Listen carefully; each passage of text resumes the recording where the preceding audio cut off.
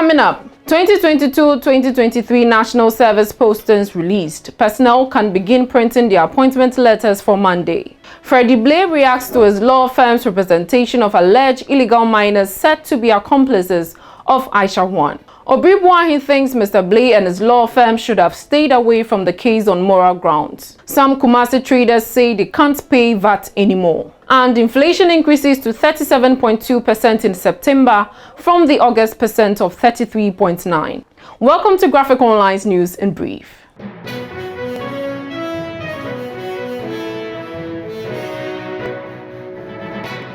We start from the National Service Secretariat, where the 2022-2023 National Service postings have been released. The release of the postings was announced in a press statement issued this afternoon. The press statement, signed and issued by Osei Benchi, Executive Secretary of NSSS, said a total of 115,240 prospective National Service personnel who enrolled to undertake their mandatory service have been posted. The number includes those who enrolled from the accredited tertiary institutions in Ghana this year and those who defaulted in the previous years and private registrants. It said printing of appointment letters by service personnel and endorsements by respective user agencies can only be done from Monday, October 17th. However, validation and registration at all regional centers across the country will start from October 24th till Friday, December 30th. We move to the illegal mining fight issue, where yesterday his name came up at the Accra High Court when a private legal practitioner told the court that she was holding brief for Mr Freddie Blay, immediate past national chairman of the New Patriotic Party. It was a case which involved 3 Chinese nationals and 1 Vietnamese. Mr. Blay's law firm, Blay & Associates, is defending the 4 accused persons said to be accomplices of N. Huang, popularly known as Aisha Huang, a Galamsey kingpin, according to prosecutors. Public discussions since this came up yesterday have sought to question why Mr. Blay's firm would be appearing for the accused persons in an illegal mining fight the government he belongs to is fighting. But in a radio interview monitored by Graphic Online on Accra-based Joy FM today, Mr. Blay insisted that the clients his law firm were representing had no associations with Aisha Huang, apart from the fact that they bought a supermarket from her in the year 2017.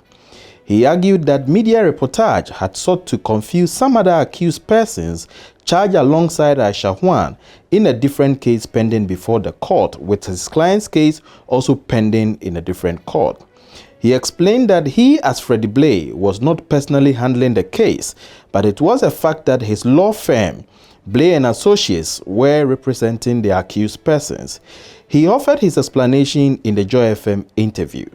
When people are accused or arraigned before court, they should not be entitled to any defense. We as professionals, we have sworn an oath to defend our clients to the best of our knowledge and our ability.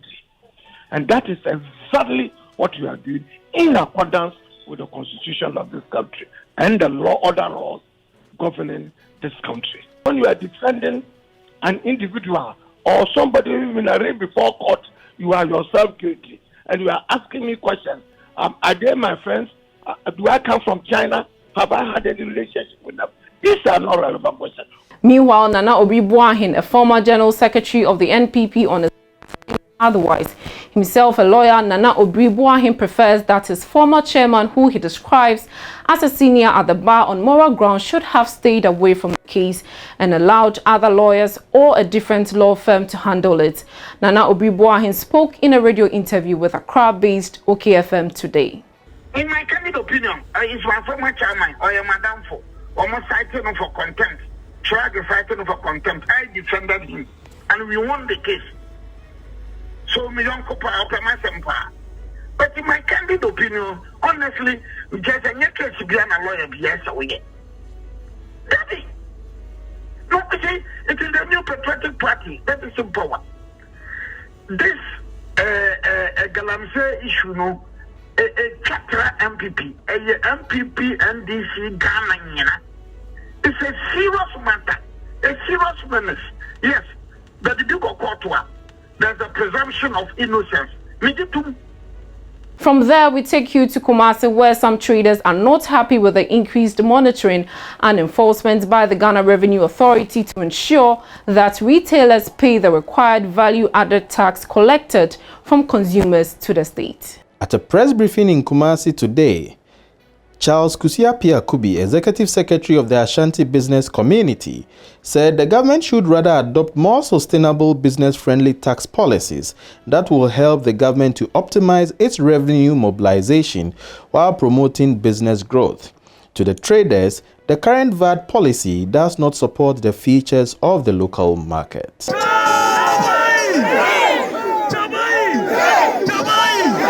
Meanwhile, in Accra, the GRA has closed some retail shops for failure to comply fully with the VAT law.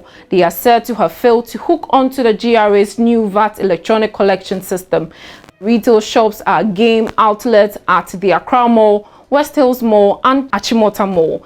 Others are Palace at Community 25 and other Chinese mall outlets. At a press briefing in Kumasi today, Charles Kusiapia-Kubi, Executive Secretary of the Ashanti Business Community, said the government should rather adopt more sustainable business-friendly tax policies that will help the government to optimize its revenue mobilization while promoting business growth. To the traders, the current VAT policy does not support the features of the local market. And before we go, the Ghana Statistical Service has announced that inflation in Ghana has increased from 33.9% in August to 37.2% in September. This means that in the month of September 2022, the general price level was 37.2% higher than in September 2021. Professor Samuel Kobina-Enim, the government statistician, explained that 5 groups recorded inflation rates higher than the national average in September. They are housing, water, electricity, gas and other fuels, furnishings, household equipment and routine household maintenance, transport, personal care, social protection and miscellaneous goods and services, as well as food and non-alcoholic beverages.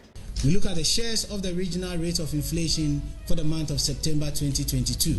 From a share point of view, Greater Accra contributed more than a third of the overall inflation that was recorded in the month of September 2022, specifically with a share of 34.7%, followed distantly by Ashanti region, about half of it, 17.9%, and the region that contributed least to the inflation for the month of September 2022 was the Northeast region with a contribution of 0.6%. Thank you for watching. For more news, please visit our website graphic.com.gh or follow us on Facebook at Daily Graphic and on YouTube and Twitter at GraphicGH.